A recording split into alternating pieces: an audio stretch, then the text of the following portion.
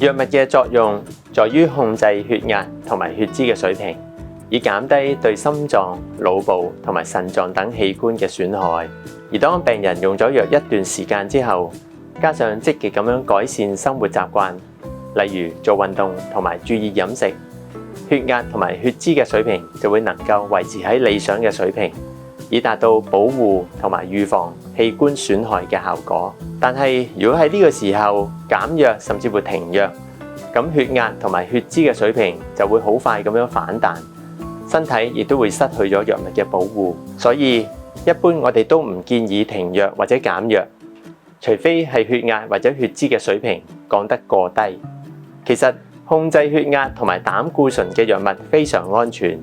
而且副作用好低，同埋佢哋亦都唔會令到身體出現對藥物嘅依賴性，所以可以好安全咁樣長期服用。一般而言，單靠改善生活習慣係唔能夠控制病情，所以都需要加上藥物嘅控制。以壞膽固醇為例，唔同健康風險嘅人士，佢哋嘅理想水平都各有不同。一般低風險嘅人士可以將壞膽固醇嘅水平控制喺3度或者以下，而高風險嘅病人，例如患有糖尿病超過10年，又或者係曾經做過通波仔手術，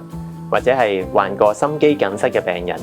佢哋嘅壞膽固醇嘅水平就要控制喺1.8甚至乎係1.4以下。如果病人一開始佢哋嘅壞膽固醇水平已經係嚴重超標，即使係透過飲食同埋做運動，